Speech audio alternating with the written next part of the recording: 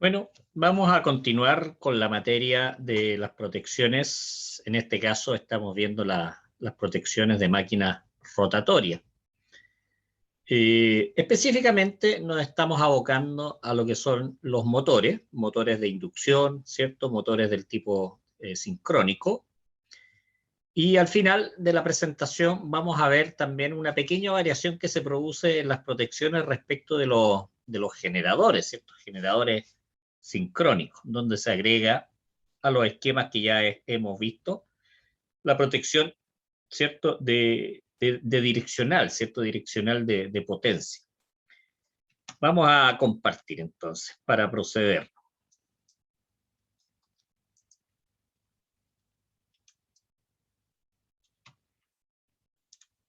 Vamos a ordenar un poquitito acá para comenzar, ¿cierto? Con la presentación propiamente tal. La clase anterior, ¿cierto? Estuvimos viendo lo que son las protecciones, vimos las de bajo voltaje, de sobrevoltaje, ¿cierto? Vimos algunas condiciones especiales que tienen que ver con las alturas, temperaturas, el lugar donde funciona. Y vamos a continuar ahora con otro tipo de protecciones también para los equipos rotatorios, como estamos viendo. Y vamos a partir con la protección cuando tenemos frecuencia anormal, frecuencia que está por sobre el valor nominal de la red eléctrica o cuando está por debajo del valor nominal de la red eléctrica. Hay una norma, la norma ANSI en este caso, que es la que aparece ahí, la E37.92, dice, establece que un aumento de hasta un 5% del valor nominal. Eso quiere decir que podría llegar a los 55 Hz en nuestro caso. No se producen mayoritariamente problemas, ¿eh? No se producen problemas respecto de los motores hasta ese nivel de frecuencia.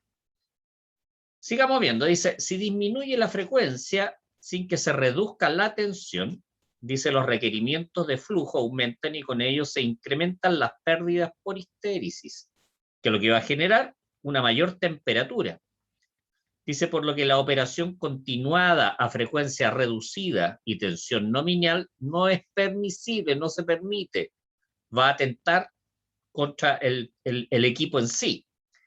¿Por qué? Porque se van a exceder los valores de temperatura que el equipo va a soportar respecto de sus aislaciones. Por lo tanto, aquí las protecciones van a tener que ser muy sensibles y proteger, ¿cierto? Eliminar la falla ya rápidamente. Dice, la protección contra esta condición anormal de operación se logra con la protección térmica por temperatura. Dice, aun cuando se recomienda para grandes motores sincrónicos el uso de relés sensibles a la frecuencia, relés de frecuencia, ¿eh? De variación de frecuencia. Protección contra sobrecargas. Aquí hablamos, ¿cierto? Hay una norma que estamos hablando cuando opera en forma continua. Hay una norma, la NEC, que establece algunas condiciones. Dice, exige el uso de una protección contra sobrecarga tipo sobrecorriente ajustada al no más del 125%. Eso quiere decir, si tenemos una corriente nominal de 100 amperes, obviamente no debe sobrepasar como sobrecarga eléctrica, los 125 amperes. Perfectamente también se puede ajustar al 20% de sobrecarga. Estamos hablando obviamente de la corriente nominal y obviamente que la temperatura no aumente más allá de los 40 grados Celsius. ¿Ah? Esa es más o menos la idea de lo que estamos viendo. Dice, sin embargo, la forma más efectiva de proteger contra sobrecargas es censando, midiendo, ¿cierto? A través de ciertos elementos, la temperatura en la cual está trabajando la máquina. Eso quiere decir colocar diferentes sensores de temperatura, termocuplas u otros, termistores, ya en diferentes puntos, en aquellos puntos en los cuales se consideran más críticos dentro de la máquina. Dice, como son los cabezales en las bobinas y el interior de los ranurados, ¿cierto? De las ranuras, ya ahí también se consideran como puntos críticos. La norma NEC dice que exige una protección térmica para motores sobre los 1500 HP. Estamos hablando de bastante fuerza de poder. Vamos a ver algunas condiciones en las cuales se recomiendan estas protecciones térmicas para este tipo de motores. Dice, cuando los motores estén sobre los 1000 metros de altura o trabajando en ambientes de altas temperaturas. ¿Ah? ¿Por qué? Porque va a disminuir la transferencia de calor en estas condiciones. Dice, motores cuyo sistema de ventilación disminuye su capacidad de refrigeración en condiciones de proceso productivo. Hay mucho polvo en el ambiente, mucha contaminación ambiental. Motores sujetos también a sobrecargas periódicas, lo cual no debe ser, pero en algunas condiciones de trabajo se requiere. Motores que se verán sometidos a sobrecarga por incrementos de la producción también. En ese caso, lo recomendable es obviamente cambiar el motor por uno más potente. Motores cuya continuidad de servicio también es importante. Aquí estamos hablando de las condiciones en las cuales para ciertos tipos de motores la norma NEC recomienda, bueno, aquí exige, dice, pero ya protecciones del tipo térmica. Vamos a las protecciones contra sobrecarga, que es de lo que ya estamos hablando. Dice, para medir la temperatura en las diferentes partes del motor, se pueden usar termistores, que son resistencias que varían con la temperatura, por eso se llaman termistores. Termocúpulas o resistencias detectoras de temperatura. Dice, la mayoría de los motores sobre los 1500 HP, horsepower, caballos de fuerza, dice, se usan 6 RTD, que son sensores de temperatura que pueden ser del tipo termocupla. Dice, en las ranuras del enrollado del estator, las que se ubican por todo el núcleo, con el fin de censar las diferentes fases. ¿Cuáles son los materiales más utilizados en este caso? Son el cobre, platino, un poquito caro en todo caso, el níquel, y los valores de resistencia fluctúan, ¿cierto?, entre los 10 y los 120 ohms para ciertas temperaturas específicas. Acordémonos que aquí vamos a hacer variar ya lo que es la resistencia, producto de la temperatura, para dar señales respecto de cuál es el comportamiento. Los termistores son resistencias, como los habíamos dicho hace un momento, ya que varían con la temperatura. Eso quiere decir que van a subir o bajar sus valores dependiendo de las variaciones de temperatura. Y se utilizan principalmente como protección térmica máquinas pequeñas, termocuplas, máquinas grandes, termistores, máquinas pequeñas. Dice, a través de estos sensores se hace circular una corriente proporcional a la del motor que protege, ¿cierto? Y se obtiene una réplica de su curva de calentamiento. Curva de calentamiento del motor, curva de calentamiento, por decirlo de alguna manera, termistor, ¿cierto? Que en el fondo hace la comparativa. Dice, las termocuplas o sistemas bimetálicos con son sensores, formados por dos materiales, distintos materiales, ¿cierto? Ya estos bimetálicos se ocupan mucho porque en la medida que aumenta la temperatura, se dobla el elemento. Dice, en los que se induce un voltaje proporcional a la temperatura en la cual se encuentra. Voltaje proporcional. No es inverso, por lo tanto es proporcional. Si aumenta la temperatura, va a aumentar el voltaje. Dice, la relación de conversión, voltaje-temperatura, depende de los materiales de que estén construidos. Por lo tanto, vamos a hablar aquí de dos tipos de termocupla, la tipo K, que tiene una relación lineal entre temperatura y tensión y están compuestos por cromo-aluminio. Esos son las tipo K. Y también tenemos las tipo R, que tienen también una característica voltaje-temperatura, pero en este caso no es lineal. En el caso de las tipo K es lineal. Y acá están compuestas por rodio platino, al 13%, obviamente, el platino, porque si no, el costo de este tipo de termocupla ya. Entonces, acordémonos, ¿cierto? Que tiene las tipo K tienen una relación lineal y las tipo R no es lineal, pierde la linealidad. Protección contra cortocircuito. Ustedes saben que estas son las fallas más comunes que se producen en los equipos. Obviamente hay equipos en los cuales se producen mayores fallas de este tipo que en otros. Por ejemplo, en las líneas de distribución, líneas de distribución aérea y subterránea, transformadores. Pero no están ajenas también este tipo de fallas en las máquinas rotatorias, los motores.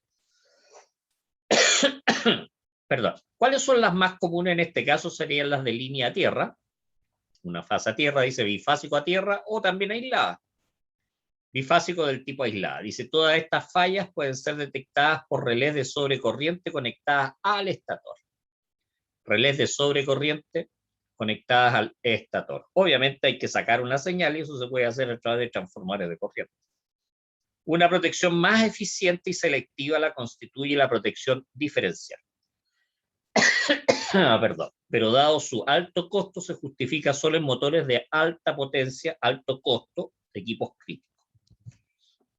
Dice, para evitar someter la máquina a altas corrientes durante periodos prolongados, se recomienda, además, ¿cierto?, usar relés de sobrecorriente con unidad instantánea. Eso quiere decir de operación muy rápida, inferior a los 0,01 segundos. A eso ya se considera operación instantánea. La que se ajusta a 1,75 veces la corriente de partida del motor con plena tensión. Esto también es obviamente porque las corrientes de partida de los motores son bastante altas por un cierto periodo, por algunos segundos, por lo tanto, esta protección evita, con este nivel de ajuste, porque es de cortocircuito, evita que el equipo opere en la partida de los equipos.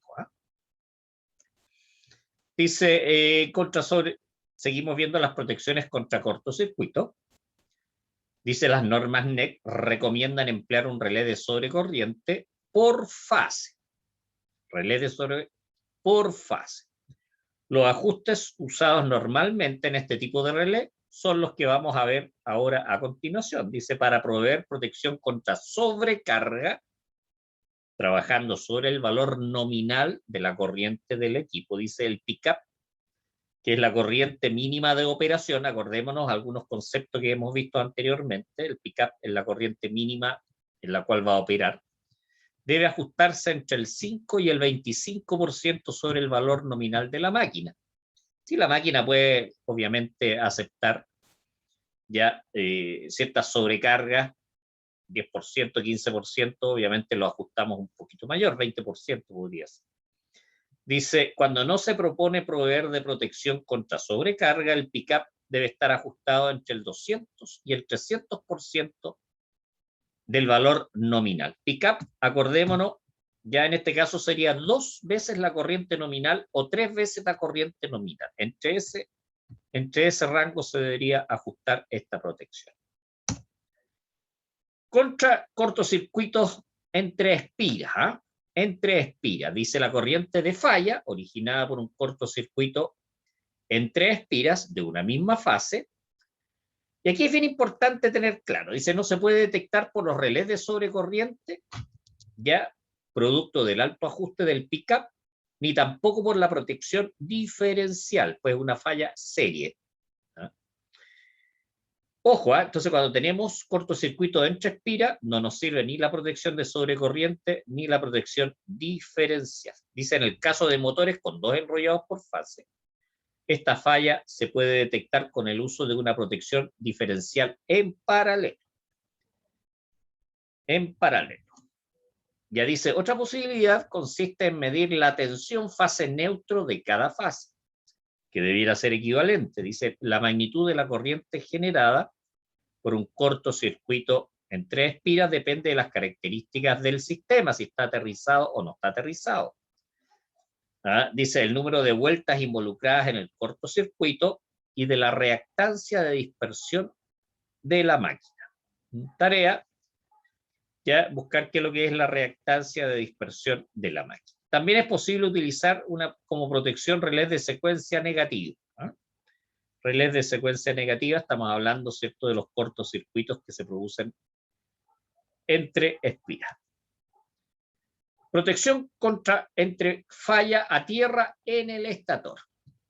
Protección contra falla a tierra en el estator. Dice, en esquemas sólidamente aterrizados, obviamente en conexión delta no es posible aterrizar, tiene que ser una conexión estrella.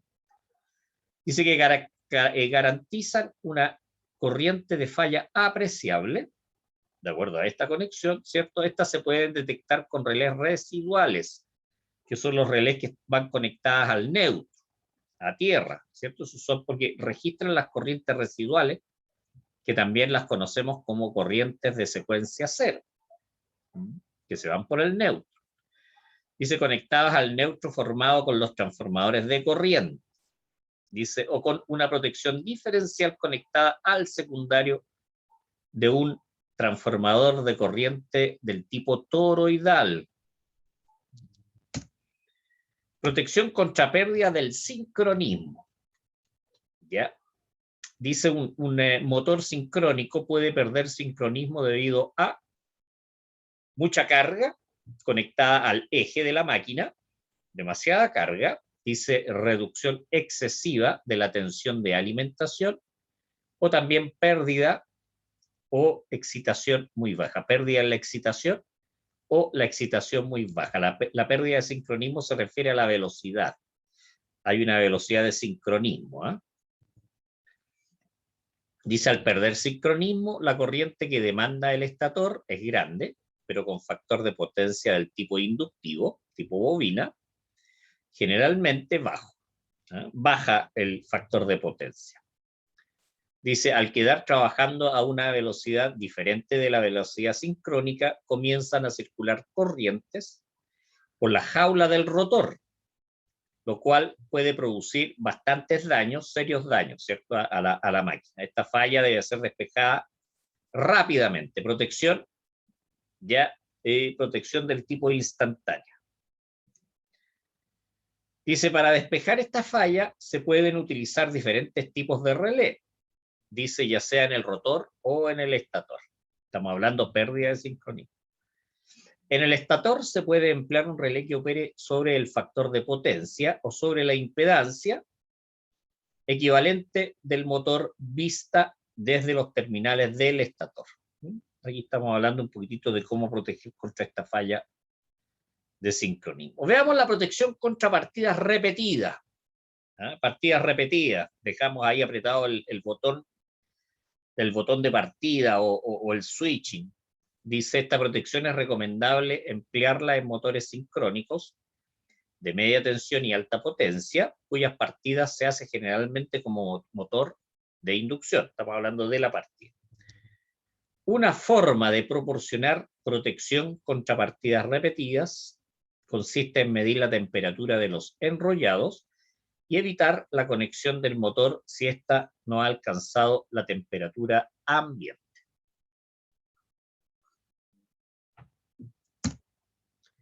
Protección, entonces, ahora vamos a ver rápidamente 2, 3 láminas, ya, lo que tiene que ver con la protección de los generadores. Todo lo que hemos visto anteriormente tiene que ver con la protección de los motores, tipo inducción, tipo sincrónico.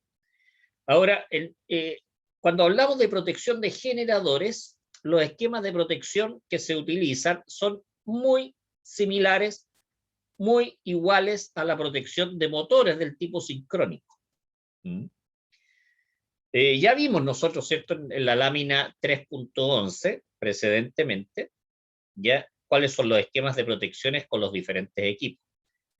¿Cuál es la gran diferencia respecto de la protección de los motores en los generadores del tipo sincrónico? Lo voy a leer, que está en amarillo, dice, solo se deben incluir protecciones contra potencia inversa. Estamos hablando de un generador, por lo tanto la potencia tiene que ser hacia afuera. Y por eso se colocan estas protecciones que son direccionales, ya, de potencia. Dice que actúa sobre la máquina motriz, evitando que el generador la arrastre, y un relé de sobrecorriente con retención de voltaje. Es cierto que esta combinación obviamente nos va a dar lo que es la protección inversa, la protección inversa. Dice, la figura 3.12 se muestra un esquema completo de protecciones para un generador del tipo sincrónico. Figura 3.12, lo mismo que les dije anteriormente en la clase anterior, ver a qué corresponden aquí las diferentes protecciones del esquema. Acordémonos que el 87 representa una protección diferencial, el 51 es una protección de sobrecorriente, tenemos el 50, que no lo veo acá, que es instantáneo, y tenemos retardado, tenemos diferentes protecciones que tienen que ver con las temperaturas. Este es el 87N que tiene que ver con el neutro, con conexión de neutro. Y aquí tenemos la protección 87 con dos transformadores de corriente, entrada y salida del generador, para fallas internas. ¿Qué más? Aquí tenemos transformador de potencial, ¿cierto? También para alimentar ciertos tipos de relés. Y aquí tenemos el interruptor de poder, ¿cierto? A la salida y a la entrada. Si ustedes se fijan, tenemos a la salida y a la entrada. Así que tarea, identificar cuáles son las diferentes protecciones. Yo esto obviamente la voy a preguntar en la prueba. Voy a colocar un pequeño esquema para que ustedes identifiquen las protecciones. Eso sería lo que veríamos ahora, lo que vimos en la clase número 2. Por lo tanto, ¿qué queda? Y se realiza un resumen de los aspectos más importantes de la clase 2, obviamente refería a lo que son las protecciones de las máquinas del tipo rotatoria. Con esto estamos finalizando esta parte y después seguiríamos con otro tipo de material, también de protecciones obviamente, así que ahora vamos a dejar espacio para que ustedes realicen las preguntas necesarias y aclarar los conceptos que no hayan quedado claros o no bien explicados por mi parte. Muchas gracias.